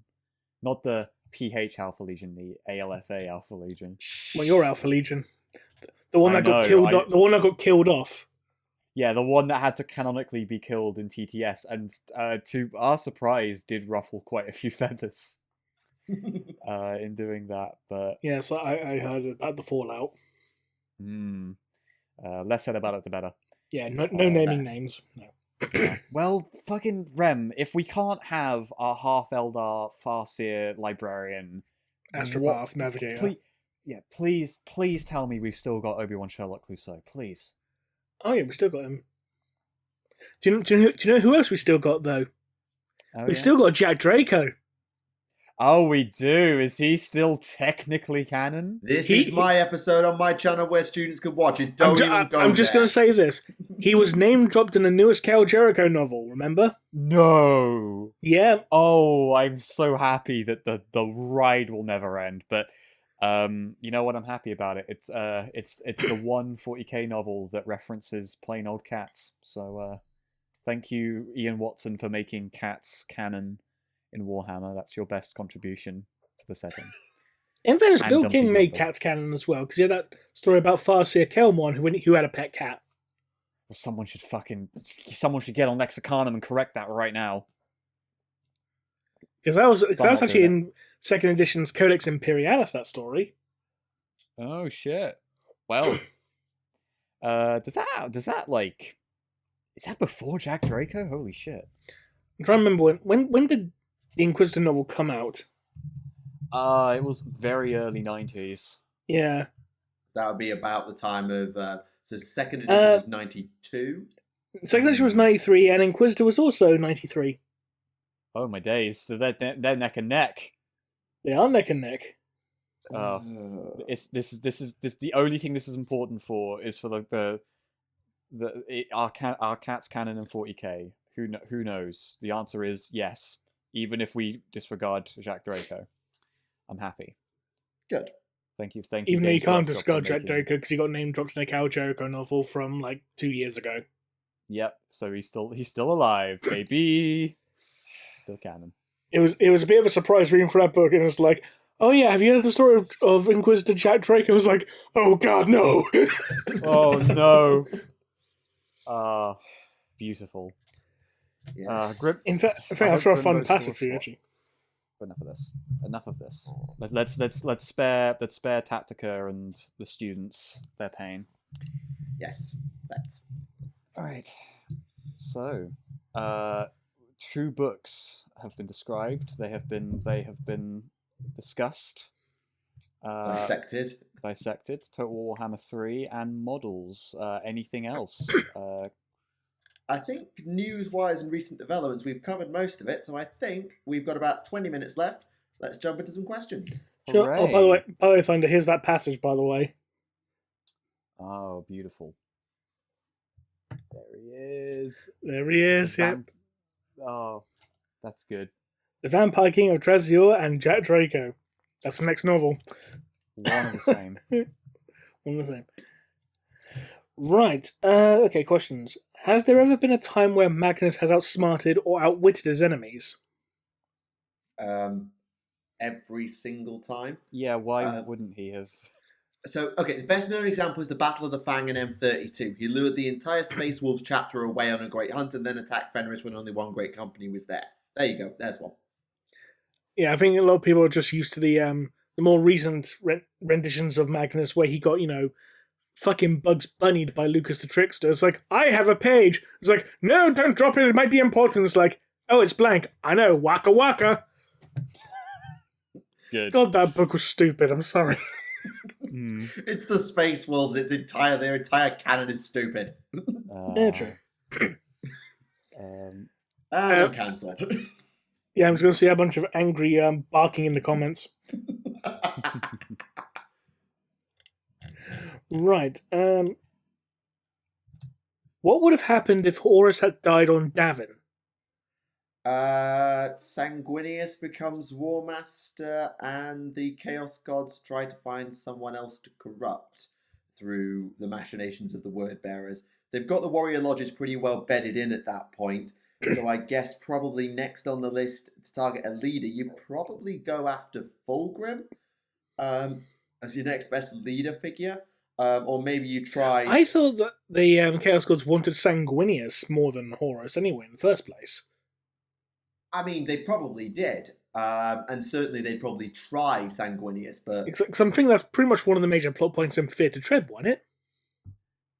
I think certainly the corruption of the Blood Angels and then Horus went, no, Erebus bad. Why? Because if Sanguinius gets corrupted, he'll take my position, and I don't want that. No. Because everyone likes Sanguinius, even if he is a murderous psychopath, devil bastard now. Yeah. Or something. Fair point. But yeah, I assume Mantle of War Master moves probably to Sang, or maybe to Dawn in the short term, and then Sang in the long term, and the Chaos Gods go after Sang. They'll probably fail, but they'll try. Right. If GW were to release a new Catan model, which of the known Catan would you want released? Well, there's only one obvious choice now. It's the Outsider. Yeah, we've had the Void Dragon, the Nightbringer, and the Deceiver. The Flayer is dead. There's a whole bunch of minor ones. The only big one of the major four that hasn't got one is the Outsider, so it has to be the Outsider. Certainly that's the most logical one. What do you think happened to UR-025 after the events of Blackstone Fortress Ascension? I've not read that book. What about you? No, I haven't really been reading the Blackstone novels, because I know you read the first one, so... I read the first one, I still got to read the second one, though. Yeah, so we'll try and see what comes up in that book, and then maybe we can speculate from there. Right. If Magnus reclaimed the last soul shard that was used to make Janus, would he have tried to turn back to the Imperium, or at least leave Chaos? Well, without going too far into Fury of Magnus spoilers, go watch Rem's video that came out on Monday, I think probably no. Because we know that he had that choice, and he turned it down. So, I don't think so. No. I mean, you probably would be... You've dissected Fury of Magnus far more than I have. I don't know if you've got any indication of whether maybe you could turn... I mean, the main reason he... Do we need to put a spoiler warning up for this? Because the book's still relatively recent. But then you've made a video on it, so if you've... I know, but I put a spoiler warning in my comments. So I don't put spoiler warnings in my videos, I just put them in the comments. Just saying the warnings contains a spoiler for Fury of Magnus. Anyway. Okay, we'll throw a minor spoiler up there. Okay. Minor spoiler. Okay. Because he was offered the chance to return to the Imperial side, and the Emperor says, yes, I'll give you an entirely new legion. And it's like, what about my old legion? It's like, fuck them, they're damned anyway. It's like, well, I'm not going to turn my back on my sons. Fuck you, I'm going to kill you now. Was pretty much the long and short of it. So, you know, unless the Emperor said, yeah, your sons can come too, I don't think Magnus would have even bothered to consider the option. Yeah, it's not actually Magnus himself that stopped Magnus from turning back. It's the Thousand Sons and then their fate that matters more. Exactly, yeah. Okay, and close those spoilers again. End spoilers, yeah. It's like, well, I can't believe he was supposed to be humble. That's a callback that people who watch the first spoiler segment will understand. Exactly. Right. It is said that Tau that engage in Talisan, the Tau marriage ritual, have brighter souls. But does this mean that Tau with brighter souls engage in the ritual, or the Tau that engage in it gain brighter souls? And if the latter, does this mean that Tau souls have a special quality to them where unity amplifies their souls? If so, could that explain the god of the greater good? The Tau cultivated it and their auxiliary races shaped it. Okay, let's break that down and take it one step at a time. So, the Talisera is the bonding knife ritual. It's not necessarily a marriage ritual. It's done between squad mates as well. I'll just post the entire question so you can read it. Okay. So, yes, that is true. Those who engage in Talisera, I'm not sure about Talisan, but certainly Talisera, have got brighter souls in the war. That's definitely true. And we believe that it only happens after the Talisera takes place, or the ritual, whatever it is, that unity ritual takes place. So it is the latter, and it would make sense, I think. I don't know if it's a special quality to Tau, but the defining traits of a species will often then reflect into the warp and define the chaos god associated with that emotion, in this case, the god of the greater good, being linked to their unity and their one one species for forecasts one people type thing. So it is a logical leap that, and it's not a leap in logic. It's a very logical process to get from do the Talisera, that unity is strengthened and that reflects more strongly into the warp, and thus if that affects the aspect of the god of the greater good, then therefore that is something that the Chaos Gods and the denizens of the warp can notice more strongly because it is being reflected into the warp. So yes, I think the answer to your question in general is yes. But I don't know if it's a special quality to Tau souls or just a quality of the defining trait of a species being reflected in the warp in general. So does this mean, if this is something that can be done between squad mates, can love really bloom on a battlefield? You tell me you're the one playing Shadow, son. The concept of love in the Tau isn't really even really established as a thing, to be completely honest. Rem just had to throw that back at me. I mean, I at least tried to be serious. Rem just threw a meme in your face. I mean, I appreciate it. Please do go on, because I mean, in fairness, Phil, you brought the meme first. I did. I just counted it. But in general, like the only time we've ever seen anything close to a relationship is Farsight and Shadow Sun, because they're not dating or anything like that. Don't get it twisted. But they do have sort of an understanding and a connection of sorts. They've done the Talisera together when they were, I assume, when they were on Mount Kanji, they've probably done it. And Farsight conducted a mass Talisera with the entirety of Vior Loss before the battle with the Tyranids. Polyamory. I'm joking. Please go on. But in general, love for the Tau, we don't know if it's even a thing. Is essentially what I'm getting at. I mean, wasn't there that one scene where, like, Farsight tried to hold Shadow Sun's hand, she said, take your hand off it, it's embarrassing. Yes. Or something to that effect. That was just before she went into cryo, as I recall. Yeah. So get your filthy hands off me, you damn dirty blueberry. And then Farsight was very confused because, they're both blue. Yeah, but he was Monkar and she was Cao Yon. How could they ever make it work? Oh, yeah. Right, I'm going to stop. I'm not going to indulge this anymore. Move on. No, can I make it any more obvious? Damn it, you made the same reference I did. Right, moving on. Right. What happens to the souls of mortals in AOS when they die? Do they all go to Nagash for an eternity of servitude, or can Sigmar and the other gods of the mortal realms prevent Nagash from getting a hold of the souls? Yes and yes. So, by right, Nagash has the right to all souls. He's the god of the dead, and when you die, you go to Shyish, and Nagash is your overlord. That's that.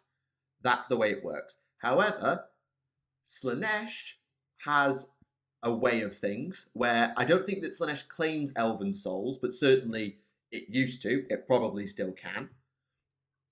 We know that Sigmar steals the souls of the dead in order to create the Stormcast.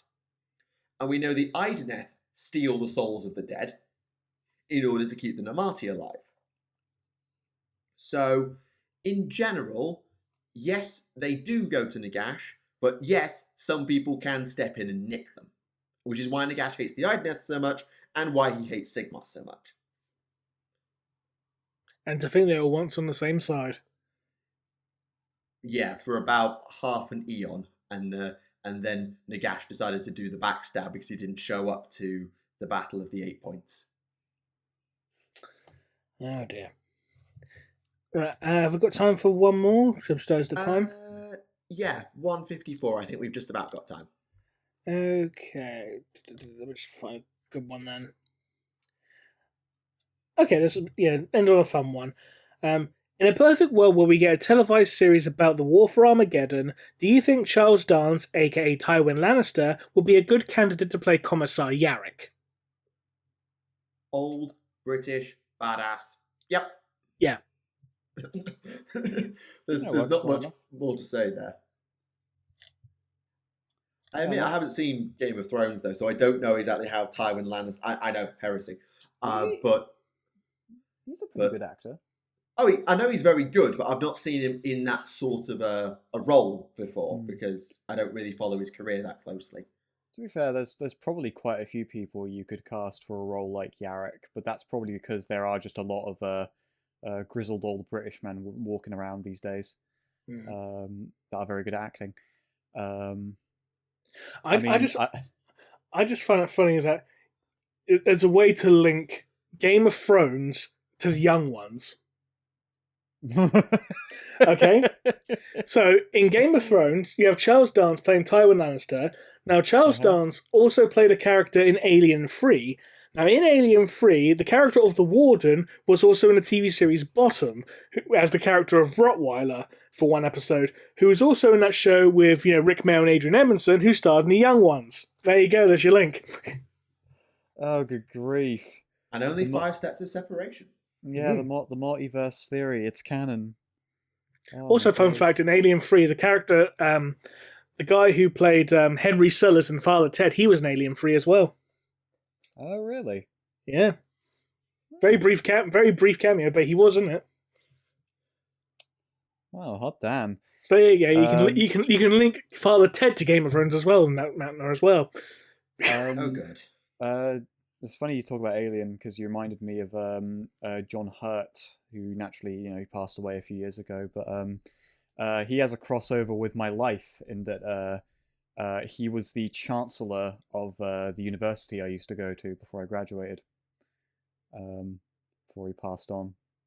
Good lad. So that means that in about 200 years, I should expect to be, eaten by a chest burster and horribly killed.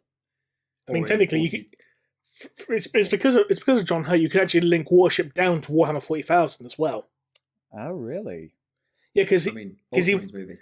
Exactly. Yeah. You're right. He was in bloody Ultra. Who wasn't in Ultramarines? Oh my days.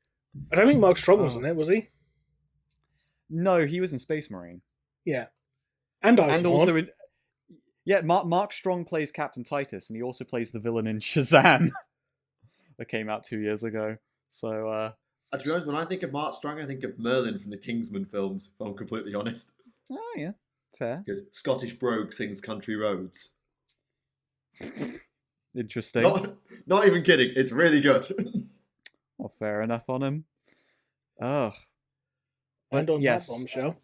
And on those bombshells, yes, that is a perfect place to wrap things up. Yeah. That brings us to the end of episode 116 of Adeptus Podcastus. Thank you very much to ThunderPsyker for joining us and sharing all this wonderful information on Total War Warhammer 3. It's very good to speak to you again. I am always happy to be here. It's been very good fun, and hopefully next time I'm on, I will actually have another video out, and I won't spend 4 years on it. Something, Dawn of War 2 Chaos Rising review when Thunder. In good time. Yeah. We'll at least give you till your next appearance before we start bugging you. Only another 110 episodes to go.